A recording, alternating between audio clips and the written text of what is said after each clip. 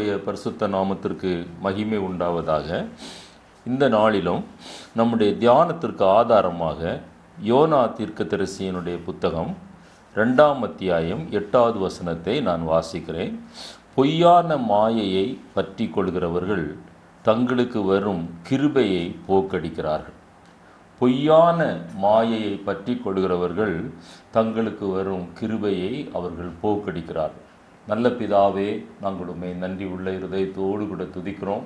இந்த வசனத்தின் மூலமாக கர்த்தர் இந்த நாளிலே எங்களோடு கூட நீர் இடைபடும்படியாய் ஜெபிக்கிறோம். பேசுகிறவர் நீங்கள் அல்ல, பரிசுத்த ஆவியானவர் என்று சொன்ன அந்த வசனத்தின்படி அப்பா, என்னை நீர் மறைத்து என்னுடைய மாம்சீகம் வெளிப்படாதபடி நீர் தடுத்து ஆளுகை செய்து ஆவியானவரே முழு பொறுப்பெடுத்து நீர் பேசும்படியாக ஜெபிக்கிறோம். பேசுகிற எனக்கும் கேட்கிற ஒவ்வொருவருக்கும் ஆசீர்வாதமாக மாற உதவி செய்யும். தாழ்த்துகிறோம், வெறுமையாக்குகிறோம். இயேசு கிறிஸ்துவின் வெளியேற பெற்ற நாமத்தில் ஜெபிக்கிறோம்.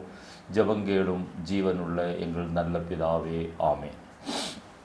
இந்த வசனம் நமக்கு எல்லாருக்கும் தெரியும். யோனாவுடைய சம்பவம் தெரியும். யோனா ஆண்டவர் நினிவேக்கு போக சொல்கிறார். யோனா அந்த ஊழியத்தின் அழைப்பு நினிவேக்கு இருக்கிறது. அந்த கிருபையை அவர் போக்கடித்து கொண்டு தேவ சித்தத்திற்கு மாறாக தர்சீசுக்கு போகிற கப்பலிலே அவர் பிரயாணம் பண்ணுகிறார். அதன் நிமித்தமாக அந்த கப்பலிலே கடலிலே பெரும் கொந்தளிப்பு ஏற்பட்டு அங்கே உள்ள எல்லாருக்கும் சஞ்சலமும் தவிப்பு உண்டாகி சரக்குகளெல்லாம் தூக்கி எறிகிறார்கள். பெரும் நஷ்டம் வருகிறது. கடைசியாக இவர் ஒத்துக்கொள்கிறார், நான் தேவ சமூகத்தை விட்டு நான் ஓடி வந்ததினாலே எனக்கு இந்த உபத்திரவம் உங்களுக்கு நேரிட்டது என்று சொன்னபோது, அதற்கு என்ன பரிகாரம் செய்யலாம் என்று சொன்னபோது, என்னை தூக்கி கடலிலே போட்டு விடுங்கள் என்று சொல்லுகிறார். அப்படியே கடலிலே போட்ட பிறகு ஆண்டவர் ஒரு மீனுக்கு கட்டளையிட்டு அவரை விழுங்க செய்து 3 நாள் இரவும் பகலும் அந்த மீனுடைய வயிற்றிலே இருந்து, அதற்கு பிறகு தன்னுடைய தவறை உணர்ந்து அவர் ஜெபித்த போதுதான் இந்த வார்த்தையை அவர் சொல்லுகிறார். ஆனாலும் அவர் அந்த இடத்துல அப்படி திருந்தினது போல காணப்பட்டாலும் யோனாவினுடைய முழு புத்தகத்தை நீங்கள் வாசித்து பார்ப்பீர்களே ஆனால், பிறகு அவர் நினிவேயிலே போய் பிரசங்கம் பண்ணுகிறார். நினிவே மக்களை ஆண்டவர் தண்டிப்பார் என்று அவராக எதிர்பார்க்கிறார். ஆனால் நினிவே மக்கள் மனம் திரும்பி ஜெபித்த போது ஆண்டவர் தண்டிக்கவில்லை. அப்பொழுது ஆண்டவர் மேலே விசனப்பட்டு சலித்து கொள்ளுகிறார். எனவே அவர் திரும்பவும் அந்த கிருபையை அவர் சார்ந்து நிற்காமல் அந்த மாயையை பின்பற்றுவதை நாம் பார்க்க முடியும். வேத புத்தகத்தை சத்திய வேதம் என்று சொல்வார்கள். ஏனென்றால் இது போன்ற தவறான காரியங்களையும் மறைக்காமல் எழுதி தருகிற ஒரே புத்தகம் நம்முடைய வேத புத்தகம்தான். இதெல்லாம் ஏன் ஆண்டவர் எழுதி வைத்திருக்கிறார் என்றால், நீங்களும் நானும் இவைகளை வாசித்து திருந்த வேண்டும் என்பதற்காக. இப்பொழுது நாம் இந்த சப்ஜெக்டுக்கு நேராக வருவோம். பொய்யான மாயையை பற்றி கொள்கிறவர்கள் தங்களுக்கு வரும் கிருபையை போக்கடிக்கிறார்கள். பல உதாரணங்களை நான் இதற்கு ஒரு அனாலஜியாக அல்லது ஓமையாக சொல்ல முடியும். ஒரு மரத்திலே ஒரு மரத்துண்டு வேண்டும் என்பதற்காக யாராவது ஒருவர் அந்த மரத்தை வெட்டினால் எப்படி இருக்குமோ அதுபோல ஒரு கதை வேடிக்கையாக சொல்லுவார்கள். குயின் எலிசபெத்துடைய அந்த பட்டம் அளிப்பு விழாவிற்கு அந்த அம்மாவுடைய செல்ல பூனை அங்கே அழைத்து கொண்டு செல்லப்பட்டதான், அவர்கள் செல்லமாக வளர்க்கிற பூனை. ஆனால் ஒரு எலியை பார்த்த உடனே அந்த பூனை அந்த எலியை பிடிக்க ஓடிவிட்டதாம். இது வேடிக்கையாக சொல்லுகிற ஒரு கதை. அதுபோல தான் இன்றைக்கு அநேக கிறிஸ்தவர்கள் தங்களுடைய வாழ்க்கையிலே பொய்யான மாயையை பின்பற்றி கொண்டு அந்த அழைப்பின் நிச்சயத்தை மறந்து அவர்கள் அந்த மாயையை பின்பற்றி போகிறதே நான் பார்க்க முடியும். ஒரு நடந்த உண்மையான சம்பவம். ஒரு ஸ்திரீ ஆற்றிலே குளிக்க போகிறார்கள் கைக்குழந்தையோடு. அங்கே ஒரு பலாப்பழம் தண்ணீரிலே மிதந்து வருகிறது. பலாப்பழத்தை பார்த்த உடனே அந்த பலாப்பழத்தை பிடிப்பதற்காக குழந்தையை ஆற்றோரம் விட்டுவிட்டு அவர்கள் பலாப்பழத்திற்கு பின்னே ஓடி சென்று பலாப்பழத்தையும் பிடிக்க முடியவில்லை. இங்கே திரும்பி வந்து பார்க்கும்போது குழந்தை அடித்து கொண்டு போகப்பட்டது. இது உண்மையாக ஒரு நடந்த ஒரு சம்பவம் என்று சொல்லுவார்கள். இதுபோல் அநேக காரியங்கள். ஒருவன் கையில் இருந்த முத்துக்களை எல்லாம் எறிந்து விட்டு அவன் வழியிலே பார்த்த அழகான கூழாங்கற்களை அவன் பொறுக்கி கொண்டது போல என்று சொல்வார்கள். இன்னொரு நடந்த சம்பவத்தை சொல்வார்கள். பாலைவனத்திலே ஒருவன் பிரயாணம் பண்ணி கொண்டிருக்கிறான். அவனிடத்திலே ஒரு கூஜா நிறைய தண்ணீர் இருக்கிறது. பாலைவனத்திலே நீண்ட தூரம் பிரயாணம் பண்ண வேண்டும். அந்த தண்ணீர் குடித்து தான் அவன் அந்த உஷ்ணத்தை அவன் சமாளிக்க வேண்டும். ஆனால் வழியிலே அவன் போகும்போது தங்க நகைகள் அங்கே கொட்டி கிடக்கிறதே ஒரு இடத்திலே பார்க்கிறான். அவன் எல்லா நகைகளையும் தன்னுடைய உடைமைகளிலே சேர்த்து வைக்கிறான். அவனுக்கு ஆசை தீரவில்லை. கடைசியாக அந்த கூஜாவில் இருந்த தண்ணீரையும் கொட்டிவிட்டு அந்த கூஜாவிலேயும் அவன் அந்த நகைகளை நிரப்பி கொண்டு நடக்க ஆரம்பித்தானாம். கொஞ்ச நேரத்திலே வறண்டு தாகத்தினாலே அவன் தன்னுடைய ஜீவனை இழந்தான். ஏன் இத்தனை காரியங்களை நான் சொல்லுகிறேன் என்றால், இன்றைக்கு அநேக கிறிஸ்தவர்கள் தங்களுடைய வாழ்க்கையிலே அந்த பொய்யான மாயையை பின்பற்றி கர்த்தர் கிருபையாய் கொடுத்த அன்மெரிட்டட் ஃபேவர் என்று சொல்வார்கள், தகுதி இல்லாத நமக்கு ஆண்டவர் கொடுத்த அந்த விலையேற பெற்ற ரட்சிப்பு, தகுதி இல்லாத நமக்கு அவரோடு கூட நல்மனசாட்சியின் உடன்படிக்கையாக பிதா குமாரன் பரிசுத்தாவி நாமத்திலே தண்ணீரிலே மூழ்கி எடுத்த அந்த ஞான ஸ்நானம், தகுதி இல்லாத நமக்கு மாம்சமான யாவர் மேலும் என்னுடைய ஆவியை ஊற்றுவேன் என்று சொன்ன ஆண்டவர் பொழிந்தருளின அந்த பரிசுத்த ஆவி, அந்த பரிசுத்த ஜீவியத்தை மாயையை பின்பற்றி இழந்து போகிற கூட்டம் இன்றைக்கு பெருகி கொண்டு வருகிறதை நாம் பார்க்க முடியும். அதற்கு நான் நிறைய சம்பவங்கள் வேத புத்தகத்திலே காணப்படுகிறது. 7 முக்கியமான காரியங்களை நான் இன்றைக்கு உங்களோடு கூட 7 சம்பவங்களை சுட்டி காட்ட விரும்புகிறேன். தேவன் தாமே நம்மை அந்த சத்தியத்திற்கு நேராக வழி நடத்துவாராக. எண்ணாகமம் 11ஆம் அத்தியாயம் முதல் 14 வசனங்களை நீங்கள் வாசித்து பார்ப்பீர்களேயானால், இஸ்ரவேல் ஜனங்கள் முறுமுறுக்கிற ஒரு காரியம். இறைச்சிக்காக முறுமுறுக்கிறார்கள், வெள்ளரிக்காய்களுக்காக, கொம்மட்டி காய்களுக்காக, பூண்டுகளுக்காக, கீரைகளுக்காக அவர்கள் முறுமுறுக்கிறார்கள். என்னை 10 தரம் பரீட்சை பார்த்தார்கள் என்கிற செய்தியிலே நான் இந்த காரியங்களை எல்லாம் விவரமாக நான் கூறியிருக்கிறேன். அது வெளியிடுகிற நாளிலே நீங்கள் அதை கேட்டு பாருங்கள். அப்பொழுது அந்த பகுதியை நீங்கள் வாசித்து பார்ப்பீர்களேனால், ஆண்டவர் பரலோகத்திலிருந்து மன்னாவை கொடுக்கிறார். அது தேனிட்ட பணியாரம் போல மிகவும் ருசியான ஒரு பணியாரம். பரலோகத்திலே தூதர்களுடைய உணவை ஆண்டவர் அன்றைக்கு வனாந்திரத்திலே மனிதர்களுக்கு கொடுத்தார். ஆனால் வேதம் சொல்கிறது, அவர்களுக்குள்ளே அந்நிய ஜனங்கள் இருந்தார்கள். இன்னொரு காரியம் சொல்லப்பட்டது, அந்த தினந்தோறும் அந்த மன்னாவை சாப்பிட்டதுனால அவங்களுக்கு சலிப்பு உண்டாயிற்று. எனவே அவர்கள் அந்த கிருபையை இழந்து அது வேண்டாம் என்று சொல்லி பொய்யான மாயையாகிய அந்த வெள்ளரிக்காய்கள், கொம்மட்டி காய்கள் அல்லது அந்த கீரைகள், பூண்டுகள், இதை நாடி தேடி அவர்கள் என்ன செய்கிறார்கள்? முறுமுறுக்கிறார்கள். என்னை கேட்டுக்கொண்டிருக்கிற அருமையான தேவனுடைய பிள்ளையே, இன்றைக்கு ஆண்டவர் சத்திய வேதத்தை நம்முடைய கரத்திலே கொடுத்திருக்கிறார். நமக்கு வழிகாட்டுகிற சத்தியங்களை ஆண்டவர் கொடுத்திருக்கிறார். அதை வாசிப்பதற்கு நமக்கு நேரம் இல்லை, வாசிப்பதில் நமக்கு உற்சாகம் இல்லை. ஆனால் எத்தனையோ காரியங்களை யூடியூப்பில் பார்க்குறோம், இன்டர்நெட்டில் பார்க்குறோம், பத்திரிகைகளை வாசிக்கிறோம், கதை புத்தகங்களை வாசிக்கிறோம். அன்றைக்கு இஸ்ரவேல் ஜனங்கள் முறுமுறுத்து அந்த மாயையை பின்பற்றி அவர்கள் ஒருவர் கூட கானானுக்குள்ளாய் பிரவேசிக்கவில்லை. யோசுவா, காலேபை தவிர மற்றவர்கள் பிரவேசித்தவர்கள் எல்லாரும் வனாந்தரத்திலே பிறந்தவர்கள் என்று நம் வேத புத்தகம் திட்டமும் தெளிவுமாக கூறுகிறது. என்னை கேட்டுக்கொண்டிருக்கிற அருமையான தேவனுடைய பிள்ளையே, பொய்யான மாயையை பின்பற்றி நீ ஜெபிக்க வேண்டிய நேரம், நீ வேதம் வாசிக்க வேண்டிய நேரம், நீ ஆராதிக்க வேண்டிய நேரம், இந்த வெள்ளரிக்காய்களையும் கொம்மட்டி காய்களையும் அல்லது கீரைகளையும் பூண்டுகளையும் நாடி இந்த மன்னா, தேனிட்ட பணியாரம் போன்ற அந்த மன்னா உனக்கு சலிப்பாக இருக்குமே. ஆனால் அவர்கள் அந்த கானானுக்குள்ளே பிரவேசிக்கவில்லை.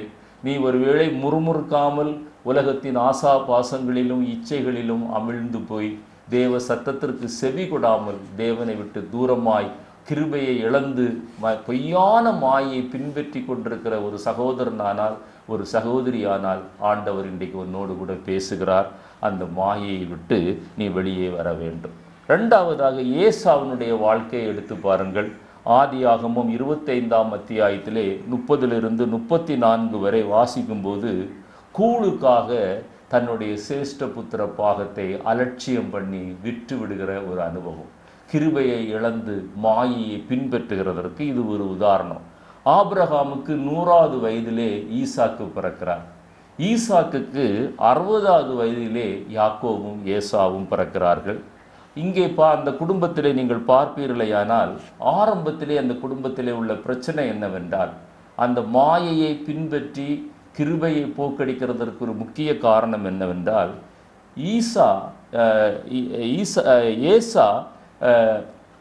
ஈசாக்கு ஏசாவின் மேலே பட்சம் உள்ளவராய் காணப்படுகிறார், பிரியம் உள்ளவராய் காணப்படுகிறார். ஆனால் ரெபேக்காள் யாக்கோபின் மேலே பிரியம் உள்ளவர்களாய் காணப்படுகிறார்கள். அங்கே ஒரு பார்ஷியாலிட்டி, குடும்பத்தை எப்படி நடத்த வேண்டும் என்பது அவர்களுக்கு தெரியவில்லை. தகப்பன் ஒரு மகனை, மூத்த மகனை நேசிக்கிறான், தாய் 2வது மகனை நேசிக்கிறாள். யாக்கோபு கூடாரவாசி, அதே நேரத்தில் ஏமாற்றுகிறவனாக இருக்கிறான். தாயுடைய குணம் அங்கே காணப்படுகிறது. ஈசா வனாந்தரவாசி, போஜன பிரியன். ஈசாக்கை போல அவனும் போஜன பிரியனாய் காணப்படுகிறான்.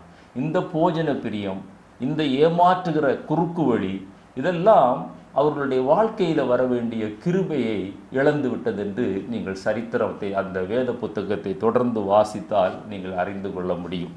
கூழுக்காக ஈசா தன்னுடைய சேஷ்ட புத்திர பாகத்தை விற்றான் என்று நான் உங்களுக்கு சொன்னேன். கூளை கொடுத்து சகோதரனை ஏமாற்றி யாக்கோபு அதை பெற்றுக்கொண்டான். ஆனால் அதை அவனால் அனுபவிக்க முடியவில்லை. 20 வருடங்கள் வனசஞ்சாரியாய் லாபான் வீட்டில் அடிமையாக வாழ்ந்த எல்லா காரியமும் நமக்கு தெரியும். நான் அதை உங்களுக்கு இப்போ எடுத்து சொல்ல விரும்பவில்லை. வேத புத்தகத்தில் பார்த்தீங்கன்னா, முதல்ல சமையல் செய்த பெண்மணி சாராள் என்று பார்க்கிறோம். முதல்ல சமையல் செய்த மனிதன் யாக்கோபு என்று பார்க்கிறோம். அவனுக்கு அந்த கிருபை இருந்தது.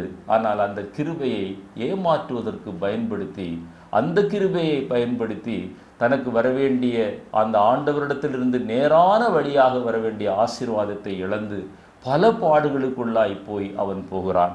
அந்த ஏசாவும்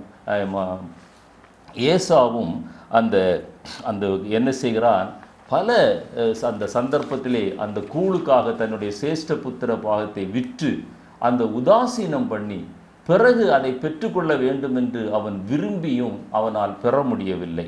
எபிரேயருடைய நிருபத்தை எழுதினவர் அதை மிக அழகாக சொல்லுவார். பாருங்கள், எபிரேயர் 12ஆம் அத்தியாயம் 15 17 வரை வாசிக்கும் போது, ஒருவனும் தேவனுடைய கிருபையை இழந்து போகாதபடிக்கு, நன்றாக கவனியுங்கள், ஒருவனும் தேவனுடைய கிருபையை இழந்து போகாதபடிக்கு யாதொரு கசப்பான வேர் முளைத்து எழும்பி கலக்கம் உண்டாக்குகிறதுனால் அநேகர் தீட்டுப்படாதபடிக்கும், ஒருவனும் வேசிக்கள்ளனாகவும் ஒருவேளை போஜனத்துக்காக தன் சேஷ்ட புத்திர பாகத்தை விற்று போட்ட ஏசாவை போல சீர்கெட்டவனாகவும் இராதபடி எச்சரிக்கையாயிருங்கள். இது நமக்கு எச்சரிக்கையாக ஆண்டவர் சொல்லுகிற சம்பவம். எச்சரிக்கையாயிருங்கள். ஒருவேளை போஜனத்திற்காக விலையேற பெற்ற சேஷ்ட புத்திர பாகத்தை இஸ்ரவேல் வம்சத்தில் அது ஒரு ஒழுங்காக இருந்தது. மூத்த பிள்ளைக்கு இரட்டிப்பான ஆசீர்வாதம், அதுதான் சேஷ்ட புத்திர பாகம். அதை ஒருவேளை கூழுக்காக தலைமுறையாய் காக்கப்பட வேண்டிய அந்த அனுபவம் நாம் எப்படி அழைத்திருக்க வேண்டும்? ஆபிரகாமின் தேவனும் ஈசாக்கின் தேவனும் ஏசாவின் தேவனும் என்று நாம் அழைத்திருக்க வேண்டும். ஏனென்றால் அவன் சேஷ்ட புத்திரன். ஆனால் இன்றைக்கு எப்படி அழைக்கிறோம்? ஆபிரகாமின் தேவனும் ஈசாக்கின் தேவனும் யாக்கோவின் தேவனும் என்று அழைக்கிறோம். அந்த உன்னத ஸ்லாக்கியத்தை ஏசா அந்த ஒருவேளை கூழுக்காக அவர் இழந்து போகிறார். ஏனென்றால் பிற்பாடு அவன் அந்த ஆசீர்வாதத்தை சுதந்திரிக்க கொள்ள விரும்பியும் ஆகாதவன் என்று தள்ளப்பட்டதை அறிவீர்கள். அவன் கண்ணீர் விட்டு கவலையோடு தேடியும் மனம் மாறுதலை காணாமல் போனான் என்று எபிரேயர் நிருபத்தை எழுதினவர் மிக அழகாக எழுதி வைத்திருக்கிறார். நம்முடைய வாழ்க்கையிலும் உலகத்தில் உள்ள ஒரு நன்மைக்காக, உலகத்தில் உள்ள ஒரு ஆசீர்வாதத்திற்காக அந்த மாயையை பின்பற்றி கர்த்தர் உங்களை உன்னதத்திற்கு அழைத்திருக்கிறார். உன்னதமான ஒரு ஸ்லாக்கியத்தை உங்களுடைய வாழ்க்கையிலே தர விரும்புகிறார். அதை நீங்கள் இழந்து போவீர்களேயானால் வேத வசனம் சொல்கிறது, எச்சரிக்கையாயிருங்கள். நீங்கள் பிற்காலத்தில் அதை பெற வேண்டும் என்று நீங்கள் கண்ணீர் விட்டு கதறினாலும் தேடினாலும் அது கிடைக்காமல் போகிற ஒரு அனுபவத்திற்குள்ளே நாம் செல்ல வேண்டியது வரும். மூன்றாவதாக நான் தாவீதை பற்றி சொல்ல விரும்புகிறேன். 2 சாமுவேல் 11ஆம் அத்தியாயத்தில் 1வது வசனத்திலிருந்து வாசிப்பீர்களேயானால், யுத்த காலம், ராஜாக்களும் சேனாதிபதிகளும் போர் வீரர்களும் யுத்தத்திற்கு செல்ல வேண்டிய நேரம். ஆனால் தாவீது யுத்தத்திற்கு செல்லாமல் தன்னுடைய ஆயுதங்களை களைந்து போட்டுவிட்டு அவன் உப்பரிகையிலே உலாவிக் கொண்டிருக்கிறான். தூரத்திலே ஒரு சகோதரி குளித்து கொண்டிருக்கிறாள். பத்சபாள் மிக சௌந்தரியமான சகோதரி என்று வேதத்தில் எழுதப்பட்டிருக்கிறது. ஆனால் முக்கியமான ஒரு காரியம், அவள் இன்னொருவனுடைய மனைவி. ஆனால் அற்ப சந்தோஷத்திற்காக, நன்றாக கவனியுங்கள், அற்ப சந்தோஷத்திற்காக அந்த கண்களின் இச்சை, மாம்சத்தின் இச்சை, தன்னுடைய ஜீவனத்தின் பெருமை, தான் ராஜாவானபடியினால தன்னால் எதையும் செய்ய முடியும் என்கிற அந்த ஜீவனத்தின் பெருமையும் மூன்றும் இணைந்து அவளை அழைப்பித்து அவளோடு விபச்சாரம் பண்ணினார் என்று வேதத்திலே நாம் வாசிக்கிறோம். பிறகு அந்த விபச்சாரத்தை மறைக்க அவள் கருத்தரிக்கிறாள். அந்த பாவத்தை மறைக்க எவ்வளவோ பிரயாசப்படுகிறார். அவருடைய பிரயாசங்கள் எல்லாம் தோல்வியாகிறது. கடைசியாக அந்த உரியாவை கொலை செய்வதற்கு திட்டமிடுகிறார். பாருங்க, உரியாவை கொலை செய்ய வேண்டிய, எப்படி கொலை செய்ய வேண்டும் என்கிற அந்த மரண சாசனத்தை உரியாவினிடத்திலேயே கொடுத்து அனுப்புகிற அவ்வளவு கடினப்பட்ட இருதயம் உள்ள மனிதனாக தாவீது மாறிவிடுகிறார். நான் 3 வேளையும் நான் உம்மை துதிப்பேன் என்று சொன்னவர், அந்தி சந்தி மாலை 3 வேளைகளிலும் துதிப்பேன் என்று சொன்னவர், உமது துதி எப்போது என்னுடைய வாயில் இருக்கும் என்று சொன்னவர். பாருங்க, எத்தனையோ சங்கீதங்களை எழுதினவர், ஆண்டவருக்காக எத்தனையோ தியாகங்களை பண்ணினவர். ஆனால் ஒரு அற்ப சந்தோஷத்திற்காக அந்த மாயையை பின்பற்றி அவர் கிருபையை போக்கடிக்கிறார். அதற்கு பிறகுதான் 51ஆம் சங்கீதத்தை எழுதுகிறார். அந்த 51ஆம் சங்கீதத்தில் அவருக்கு ஆண்டவர் மன்னிப்பை கொடுக்கிறார். ஆனால் நன்றாக கவனிக்க வேண்டும், அந்த மாயையை பின்பற்றி கிருபையை போக்கடிக்கிறவருடைய வாழ்க்கையில் கர்த்தர் நம்மை மன்னிக்கலாம், ஆனால் தண்டனையிலிருந்து தப்பவே முடியாது. துணிகரமான பாவத்திற்கு நிச்சயமாக ஆண்டவர் நம்மை தண்டிப்பார். நடந்தது என்ன தெரியுமா? அந்த குழந்தை பிறந்தது, பத்சபாள் கருத்தரித்து குழந்தை பிறந்தது. பைபிளில் நான் நினைக்கிறேன் இதுதான் முதல்ல அந்த வார்த்தை பயன்படுத்தப்பட்ட இடம். அந்த குழந்தை கேவலமாய் இருந்தது என்று வேதத்திலே வாசிக்கிறோம். குழந்தையும் மரித்து விட்டது, அந்த குழந்தை பார்ப்பதற்கு கேவலமாயிருந்தது. ஆண்டவருடைய தண்டனை எப்படி ஆரம்பிக்கிறது என்று பாருங்கள். அப்பொழுது நாத்தான் தீர்க்கதரிசியை அனுப்பி ஆண்டவர் சொன்னார், நீ ஒளிப்படத்தில் செய்த இந்த பாவத்தை உன்னுடைய வீட்டாரே அது எல்லாரும் காண செய்வார்கள் என்று அன்றைக்கு சொன்னார். அதன்படியே அப்சலோம் தாவீதினுடைய மறுமனை ஆட்டிகளோடு கூட எல்லாரும் காணத்தக்கதாக பட்ட பகலிலே விபச்சாரம் பண்ணினான் என்று வேதத்திலே வாசிக்க முடியும். 12:11 அந்த தீர்க்க தரிசனம் சொன்னார். 16:22 அது நிறைவேறுகிறது. அடுத்ததாக அம்னோனுடைய மரணத்தை பார்க்கிறோம். அம்னோன் தாமாரை கெடுக்கிறான், சொந்த சகோதரியை கெடுக்கிறான். அதன் நிமித்தமாக அம்னோன் அப்சலோமாலே கொலை செய்யப்படுகிறான். அதற்கு பிறகு அப்சலோமுடைய மரணத்தை பார்க்கிறோம். அதற்கு பிறகு அதோனியா, அப்சலோம் தாவீதுடைய மகன், அம்னோன் தாவீதுடைய மகன், கடைசியாக அதோனியா தாவீதினுடைய இன்னொரு மகன். அவன் அந்த தாவீது வயதான விருத்தாப்பிய காலத்திலே அவனுக்கு உதவி செய்ய தெரிந்தெடுக்கப்பட்ட மணப்பெண்ணை தனக்கு மணப்பெண்ணாக கேட்கிறான். அதன் நிமித்தம் சாலமோன் அவனை கொல்லுகிறான். எத்தனை கொலைகள், எத்தனை கற்பழிப்புகள், எத்தனை விபச்சாரங்கள் தாவீதினுடைய வீட்டிலே தொடர்ந்தது தெரியுமா? காரணம், அன்றைக்கு அந்த யுத்தத்திற்கு போக வேண்டிய நேரத்தில் அந்த கிருபையை போக்கடித்து விட்டு, கண்களுக்கு கலிங்கம் போட வேண்டிய நேரத்தில் அந்த கிருபையை போக்கடித்து விட்டு, அந்த பத்சபாளையோடு அற்ப சந்தோஷத்திற்காக இத்தனை தண்டனைகளையும் இத்தனை பாடுகளையும் தாவீது தன்னுடைய வாழ்க்கையிலே அனுபவித்தார் என்று பார்க்கிறோம். தாவீதை குறித்து 2 செய்திகள் கொடுத்திருக்கிறேன், அதை கேட்டு பாருங்கள். அதில் மிக தெளிவாக விவரமாக இதையெல்லாம் நீங்கள் பார்க்க முடியும். அதாவது பாவம், ஒரு சின்ன பாவம், ஒரு இச்சை எப்படி ஒரு மனிதனை கீழே விழத்தடும் என்றால், ஒரு கதை சொல்வார்கள்.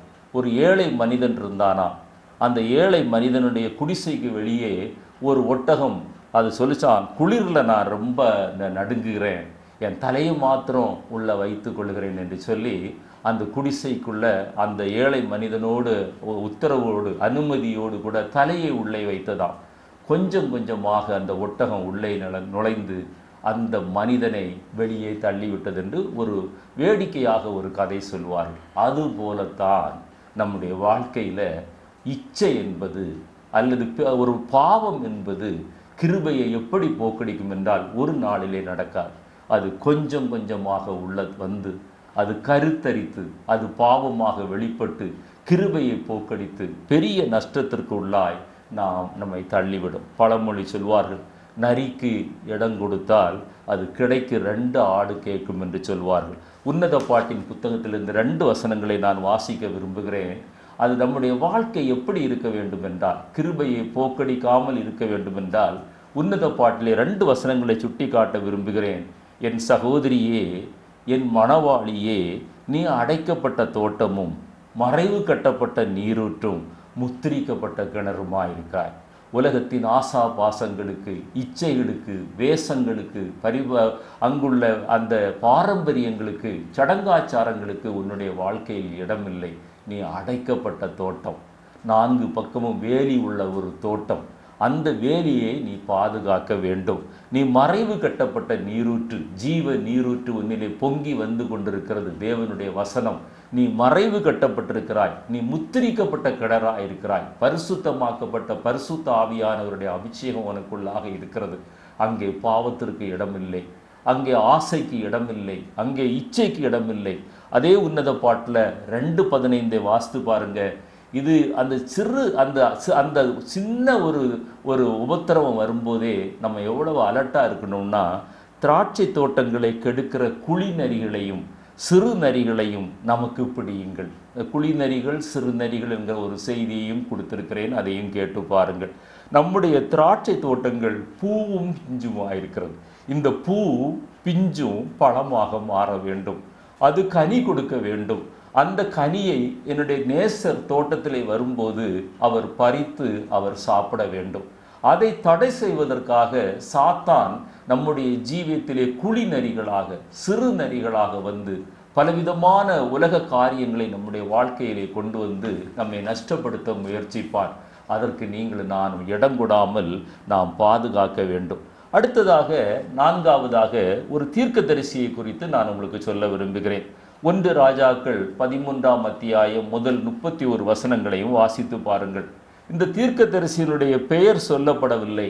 இவருடைய வாழ்க்கையை நீங்கள் பார்ப்பீர்களேயானால், ஆவியில அவருடைய ஓட்டத்தை ஆரம்பித்து சரீரத்தில் அவருடைய ஓட்டத்தை முடிக்கிறார். நஷ்டப்பட்டு போன ஒரு வாழ்க்கை.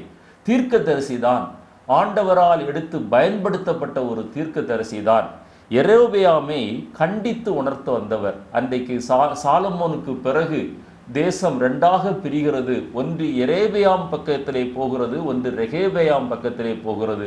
அந்த யெரொபெயாமை கண்டு அவர் தீர்க்க தரிசனம் சொல்லி அவரை கண்டிக்கிறார். ஏனென்றால் அவர் விக்கிரக ஆராதனை செய்கிறார். அவ்வளவு வைராக்கியம் உள்ள ஒரு தீர்க்கதரிசி. அவர் தீர்க்க தரிசனம் சொல்லும் போதே அந்த யெரொபெயாமுடைய அந்த பாகாலின் பலிபீடம் வெடித்ததென்று வேதத்திலே வாசிக்கிறோம். அவ்வளவு வல்லமை உள்ளவர். யெரொபெயாம் அவரை தாக்குவதற்காக கையை நீட்டி பிடித்த போது அந்த நீட்டின கை அப்படியே நின்று விடுகிறது. அவ்வளவு வல்லமையான தீர்க்கதரிசி. அதற்கு பிறகு யெரொபெயாம் அந்த தீர்க்கதரிசி இடத்திலே கெஞ்சி மன்றாடின போது அந்த தீர்க்கதரிசி யெரொபெயாமுக்காக கர்த்தரிடத்திலே வேண்டுதல் செய்த போது அந்த நீட்டப்பட்ட கை தன்னுடைய ஒரிஜினல் பொசிஷனுக்கு வந்ததாக வாசிக்கிறோம். இதெல்லாம் அந்த 1 ராஜாக்கள் 13ஆம் அத்தியாயத்திலே நீங்கள் வாசிக்க முடியும். அவ்வளவு வல்லமையான தீர்க்கதரிசி பாருங்க. அந்த யெரொபெயாமுக்கு அவ்வளவு அற்புதங்கள் நடந்த பிறகும் யெரொபெயாம் திருந்தவில்லை. யெரொபெயாம் அந்த பாவத்தில் தான் நின்று கொண்டிருக்கிறான். ஏனென்றால் அவன் பாவியான மனிதனாகத்தான் வாழ்ந்து கொண்டிருந்தான். அவன் திருந்தல்ல. எனவே ஒரு காரியத்தை நான் இங்கு சுட்டி காட்ட விரும்புகிறேன். ரட்சிப்பிற்கு அற்புதங்கள் மாத்திரம் நடந்தால் போதாது. நம்முடைய மனத்தாழ்மை, நம்முடைய இருதயத்தை கர்த்தருடைய சமூகத்தில் தாழ்த்தி சத்தியத்தை சத்தியமாக விளங்கி கொண்டு கீழ்ப்படிய வேண்டும். ஆனால் இப்பொழுது அந்த தீர்க்கதரிசிக்கு வருகிறேன். அந்த தீர்க்கதரிசி ஆண்டவருடைய சமூகத்திலிருந்து புறப்படும் போது ஆண்டவர் ஒரு கட்டளையை சொல்கிறார். நீ அப்பம் புசியாமலும் தண்ணீர் குடியாமலும் நீ போய் யெரொபெயாமை கண்டித்து உணர்த்திவிட்டு நீ அதே நிலையில நீ திரும்பி வர வேண்டும் என்று சொல்லுகிறார். பாருங்க, இதுதான் ஆண்டவர் கொடுத்த கட்டளை. யெரொபெயாமை போய் நீ கண்டிக்க வேண்டும், ஆனால் நீ அப்பம் புசிக்க கூடாது, தண்ணீர் அருந்தக்கூடாது, உபவாசத்திலே நீ சென்று உபவாசத்திலே திரும்பி வா என்று சொல்கிறார். இவர் அவ்வளவு உறுதியாக இருந்தார். இவர் சொல்ல பலிபீடம் வெடித்தது. எரேபியாமுடைய கை, நீட்டின கை அப்படியே நின்றது. திரும்பி ஜெபித்த போது எரேபியாம் சுகமடைகிறான். அவ்வளவு வல்லமையான தீர்க்கதரிசி அவ்வளவு உறுதியாகத்தான் இருந்தார். எரேபியாம் கூப்பிடுறாரு, எங்கள் வீட்டுக்கு வா, நான் உனக்கு விருந்து வைக்கிறேன்னு சொல்கிறார். அப்போ சொல்கிறாரு, நீ உன் வீடு நிறைய பொன் கொடுத்தால் கூட நான் வரமாட்டேன். ஏனென்றால் கர்த்தர் நீ அப்பம் புசியாமலும் தண்ணீர் குடியாமலும் திரும்பி வர வேண்டும் என்று என்னிடத்திலே சொல்லி இருக்கிறார் என்று சொன்னார். அதற்கு பிறகு பாருங்க, அந்த ராஜா அழைத்த போதும் அவர் போகலை. பிறகு இன்னொரு பொய் தீர்க்கதரிசி வருகிறான். அந்த பொய் தீர்க்கதரிசி அவரை தன்னுடைய வீட்டிற்கு அழைத்து செல்கிறான். இவர் மிகுந்த களைப்பாய் பசியாய் ஒரு மரத்தடியில் இருக்கிறாரு. அந்த பொய் தீர்க்கதரிசியினுடைய வார்த்தையை அப்படியே நம்பி அவருடைய வீட்டுக்கு போய் அவன் சொல்கிறான், கர்த்தர் என்னிடத்துல சொன்னார், இப்படி ஒரு தீர்க்கதரிசி பசியோட களைப்போட வர்றான், நீ போய் அவனை வீட்டில் அழைத்து கொண்டு சாப்பாடு கொடுன்னு சொன்னார்ன்னு சொல்லி ஒரு பொய் சொல்கிறார். பொய் தீர்க்கதரிசி ஆண்டவரிடத்தில் இவ்வளவு உறுதியாக இருந்தவர், இவ்வளவு தீர்மானமாக இருந்தவர், அற்புதங்களை அடையாளங்களை நடப்பித்தவர். அந்த தீர்க்க தரிசனத்தை அந்த பொய் தீர்க்க தரிசனுடைய வார்த்தையை நம்புகிறார். அதை அவரால் டிசன் பண்ணி பார்க்க முடியவில்லை. இதுதான் அந்த மாயையை பின்பற்றி கிருபையை போக்கடிக்கிற கதை. அதற்கு பிறகு நடந்தது பார்த்தீங்கன்னா, அவன் வீட்டில் சாப்பிட்டுட்டு அவன் ஒரு கழுதையை சேணம் வைத்து கொடுக்குறான். அவர் புறப்பட்டு போகிறாரு. வழியில் ஒரு சிங்கம் கர்த்தருடைய வார்த்தைக்கு அவர் கீழ்ப்படியாமல் போனபடினால அந்த சிங்கம் அந்த தீர்க்கதரிசியை கொன்று போட்டது. பாருங்க, அங்கே அந்த காட்சி எப்படி இருக்கிறதா? சிங்கம் நின்று கொண்டிருக்கிறது, தீர்க்கதரிசி செத்து கிடக்கிறான், அவர் ஏறி போன கழுதையும் நின்று கொண்டிருக்கிறது. அந்த சிங்கம் அந்த தீர்க்கதரிசியையும் சாப்பிடவில்லை, அந்த கழுதையும் சாப்பிடவில்லை. கர்த்தர் எவ்வளவு அற்புதமாக அந்த காரியத்தை நமக்கு சித்தரிக்கிறார். அவருடைய வார்த்தைக்கு கீழ்ப்படியாமல் ஒரு பொய்யான மாயையை பின்பற்றி ஒரு பொய் தீர்க்க தரிசனத்திற்கு கீழ்ப்படிந்து அவர் கர்த்தரிடத்தில் விசாரிக்கவில்லை. ஆண்டவரே, இது உண்மைதானா என்று விசாரிக்கவில்லை. அந்த பொய் தீர்க்க தரிசனத்தை நம்பி போனார். அங்கே கழுதை நின்று கொண்டிருக்கிறது, தீர்க்கதரிசியினுடைய பிரேதம் கிடக்கிறது, சிங்கம் இருவரையும் சாப்பிடவில்லை, சிங்கமும் நின்று கொண்டிருக்கிறது. இதை பார்த்தவ பிறகு அதற்கு பிறகு அந்த பொய் தீர்க்கதரிசி இந்த தீர்க்கதரிசியினுடைய உடலை எடுத்துக்கொண்டு போய் அடக்கம் பண்ணினார் என்று வேதத்திலே நாம் வாசிக்கிறோம். இதை ஏன் சொல்லுகிறேன் என்றால், வல்லமையான ஒரு தீர்க்கதரிசி, கர்த்தருடைய சத்தத்தை கேட்கிறவர், கீழ்ப்படிந்தவர், அடையாளங்களையும் அற்புதங்களையும் செய்தவர், ஒரு சின்ன இடத்துல அவர் தவறி விடுகிறார். கர்த்தருடைய வார்த்தையை விசாரிக்காமல் அந்த பொய் தீர்க்க தரிசனத்தை நம்பி ஆண்டவர் எவ்வளவு அற்புதமாய் அந்த காட்சியை சித்தரிக்கிறார் பாருங்க. அந்த சிங்கத்தின் வாயை இங்கே கெட்டி வைக்கிறார். தானியேல் 6:22 சிங்க குகைக்குள்ள, அந்த கெபிக்குள்ள எத்தனையோ பசியான சிங்கங்களுக்கு நடுவில் தானியேலை கொண்டு போட்டபோது தானியேலை ஒரு சிங்கமும் சேதப்படுத்தாது இருந்தது போல அங்கேயும் அந்த சிங்கம் அந்த தீர்க்கதரிசியை சாப்பிடலை, கழுதையை சாப்பிடலை. இவருடைய முடிவு எப்படி இருந்தது? ஆவியிலே ஆரம்பித்து மாம்சீகத்திலே அந்த தீர்க்கதரிசியினுடைய வாழ்க்கை முடிகிறது. அந்த பெயர் அவர் சொல்லப்படவில்லை. கலாத்தியருக்கு இந்த நிருபம் 3ஆம் அத்தியாயம் முதல் 5 வசனங்களை வாசிக்கிறேன், கேளுங்கள். புத்தி இல்லாத கலாத்தியரே, நீங்கள் சத்தியத்திற்கு கீழ்ப்படியாமற் போகத்தக்கதாக உங்களை மயக்கினவன் யார்? இயேசு கிறிஸ்து சிலுவையில் அறையப்பட்டவராக உங்கள் கண்களுக்கு முன் பிரத்யட்சியமாய் உங்களுக்குள்ளே வெளிப்படுத்தப்பட்டிருந்தாரே. ஒன்றை மாத்திரம் உங்களிடத்தில் அறிய விரும்புகிறேன். நியாயப்பிரமாணத்தின் கிரியைகளினாலேயோ அல்லது விசுவாச கேள்வியினாலேயோ எதனாலே ஆவியை பெற்றீர்கள்? ஆவியிலே ஆரம்பம் பண்ணின நீங்கள் இப்பொழுது மாம்சத்திலே முடிவு பெறப் போகிறீர்களோ? நீங்கள் இத்தனை புத்தியினரா? இத்தனை பாடுகளையும் வீணாய் போயிட்டே, அன்றியும் உங்களுக்கு ஆவியை அளித்து உங்களுக்குள்ளே அற்புதங்களை நடப்பிக்கிறவர் அதை நியாயப்பிரமாணத்தின் கிரியைகளினாலேயோ எதனாலே செய்கிறார்? ஆவியில் ஆரம்பித்த கலாத்தியர் மாம்சத்தில் முடித்தார்கள். காரணம் என்ன? அவர்கள் கிருபையை மறந்துவிட்டு பொய்யான மாயையை பின்பற்றினார்கள். பிரசங்கி 11:9 நான் வாசிக்கிறேன். வாலிபனே, உன் இளமையில் சந்தோஷப்படும். இன்றைக்கு நீ ரட்சிக்கப்பட்டது உண்மையாக இருக்கலாம், ஞானஸ்நானம் பெற்றது உண்மையாக இருக்கலாம், பரிசுத்த ஆவியின் அபிஷேகம் பெற்றது உண்மையாக இருக்கலாம். ஒரு சபையில் நீ தேவனை ஆராதிக்கலாம், ஆனாலும் உன்னிடத்துல தேவனுக்கு பிரியமில்லாத மாயையாகிய அந்த ரகசிய பாவங்கள் ஒட்டி கொண்டிருக்குமே. ஆனால் ஆண்டவர் சொல்றாரு, உன் வாலிப நாட்களில் உன் இருதயம் உன்னை பூரிப்பாக்கட்டும், உன் நெஞ்சின் வழிகளிலும் உன் கண்ணின் காட்சிகளிலும் நீ நட. இன்டர்நெட்டில் நீ என்ன பார்க்கணுமோ நீ பாரு, யூடியூப்ல என்ன பார்க்கணுமோ நீ பாரு, ஆனாலும் இவை எல்லாவற்றின் நிமித்தம் தேவன் உன்னை நியாயத்திலே கொண்டு வந்து நிறுத்துவார் என்பதை மாத்திரம் நீ அறிய வேண்டும். ஆண்டவர் இந்த நாளிலே நம்மோடு கூட பேசி கொண்டிருக்கிறார். நம்முடைய மாயையை பின்பற்றி தேவனுடைய கிருபையை நீங்களும் நானும் இழந்து போகக்கூடாது என்று ஆண்டவர் விரும்புகிறார். அடுத்ததாக 5ஆவதாக நான் ஒரு சம்பவத்தை சொல்ல விரும்புகிறேன். கேயாசி. 2 ராஜாக்கள் 5 5ஆம் அத்தியாயம் 20 27 வரை நீங்கள் வாஸ்து பார்த்தீங்கன்னா, நாகமான் சுகமான குஷ்டரோகத்திலிருந்து நாகமானை எலிசா குணமாக்கின அற்புதத்தை நீங்கள் பார்க்க முடியும். கேயாசி அவன் பொருளாசை உள்ளவனாய் காணப்படுகிறான். எலிசாவுக்கு எவ்வளவோ வெகுமதிகளை நாகமான் கொடுத்த போதும் எலிசா அதை எதையும் வேண்டாம் என்று தள்ளி விடுகிறார். இதையெல்லாம் பார்த்து கொண்டிருந்த கேயாசி அவரை உத்தமமாய் பின்பற்றின கேயாசி பொருளாசையினால அவர் என்ன செய்கிறார்?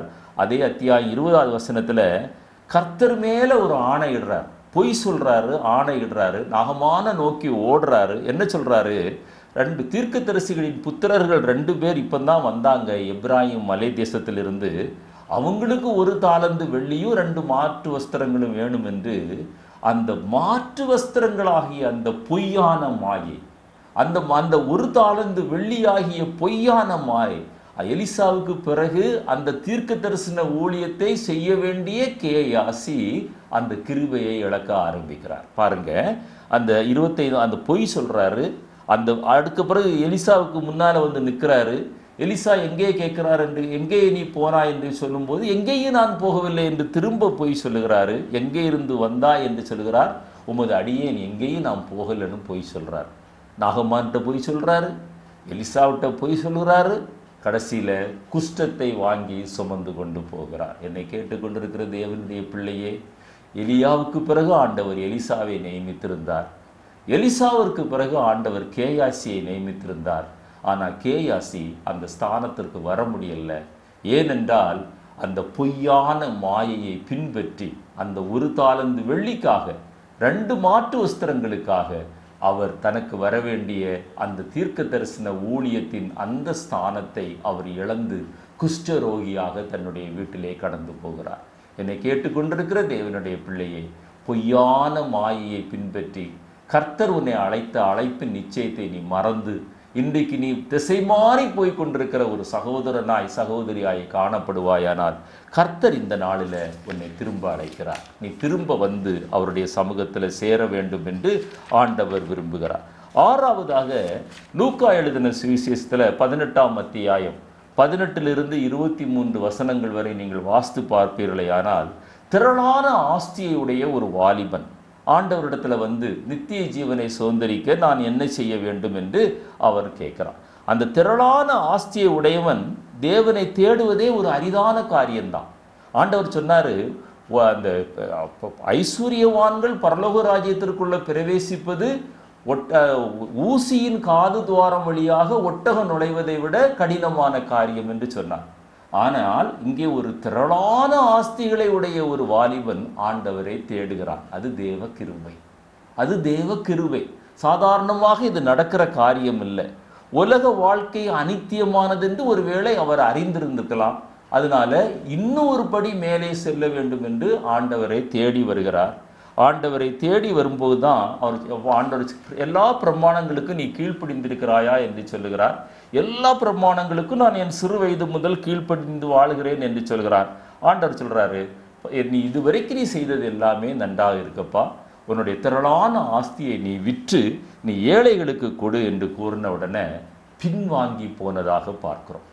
அழிந்து போகிற ஆஸ்திகளுக்காக நிர்வாணமாய் இந்த உலகத்தில் வந்தோம், நிர்வாணமாய் இந்த உலகத்தை விட்டு நாம் கடந்து போகிறோம்.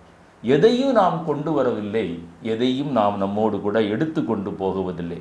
அடோனிராம் ஜட்சன் என்கிறதான ஒரு மிஷினரியை பற்றி நீங்கள் கேள்விப்பட்டிருக்கிறீங்க. அவர் ஒரு விடுதியில் மாணவனாய் தங்கி இருக்கும்போது ஒரு நாள் தன்னுடைய பக்கத்து அறையில் இரவு முழுவதும் மரண அவஸ்தையிலே ஓலமிடுகிற ஒரு மாணவன் இன்னொரு மாணவனுடைய குரலை கேட்கிறார். ஆனால் இவர் அந்த இரவில் அவனை போய் சந்திக்கல. அந்த தருணத்தை அவர் தவற விட்டு விட்டார். காலையில் போய் அவர் கேட்கிறார், விசாரிக்கிறார். கேட்கும்போது அந்த மரண ஓலமிட்ட அந்த மாணவன் அந்த இரவில் மரித்து போய்விட்டான் என்று அவருக்கு செய்தி வருகிறது. இதை அவர் பார்த்தபோது, இதை அவர் கேட்டபோது, தன்னோடு படித்த அந்த மரித்து போன மாணவன் நாத்திகன் என்பதை அறிந்தபோது, நான் சுவிசேஷம் சொல்லாமல் விட்டுவிட்டேனே என்று தன்னுடைய இருதயத்தில் குத்தப்பட்டவராய் அதற்கு பிறகு அவர் தன்னை மிஷினரியாக அர்ப்பணம் பண்ணுகிறார். அவர்தான் அன்றைக்கு இருந்த பர்மா, இன்றைக்கு இருக்கிற மயன்மாரில் மிஷினரியாக சென்று பல லட்சங்களை ஆண்டவருக்குள்ள வழி நடத்தினார். பாருங்க, அவருடைய அந்த தாக்கத்தை பாருங்க. அந்த கிருபை அவர் போக்கடிக்கல.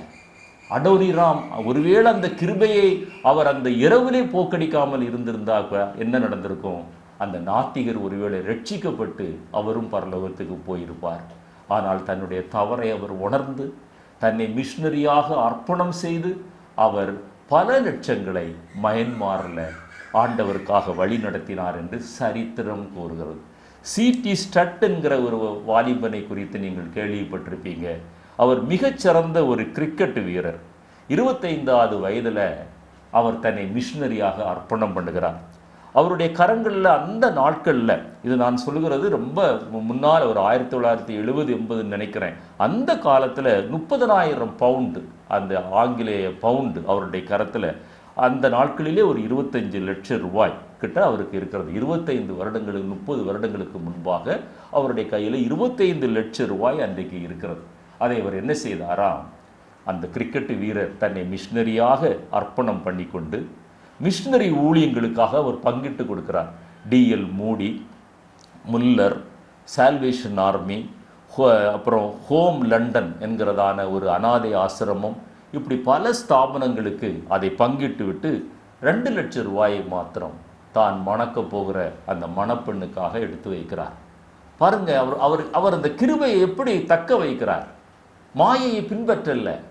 அவர் பெரிய கிரிக்கெட் வீரர், அந்த புகழாகிய மாயையை பின்பற்றல்ல. அவர் சம்பாதித்த பணத்தை அவர் பின்பற்றல்ல. அந்த 2 லட்சம் ரூபாயை மாத்திரம் வரப்போகிற தன்னுடைய மனைவிக்காக எடுத்து வைத்தாராம்.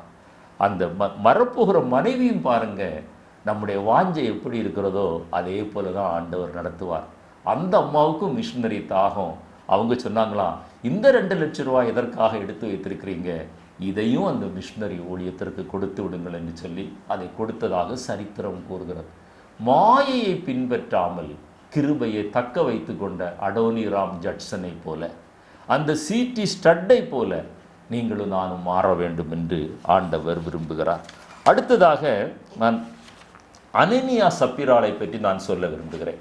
அப்போஸ்தலர் நடபடிகள் 5ஆம் அத்தியாயத்தில் பார்த்தீங்கன்னா, அதற்கு முந்தின அத்தியாயத்தில் காணியாட்சிகளையும் நிலங்களையும் வீடுகளையும் விற்று அன்றைக்கு இருந்த விசுவாசிகள் அப்போஸ்தலர்களுடைய பாதங்களிலே கொண்டு வைத்தார்கள் என்றும், கடைசியாக பர்னபா அப்படி செய்ததாகவும் 4ஆம் அத்தியாயம் முடிகிறது.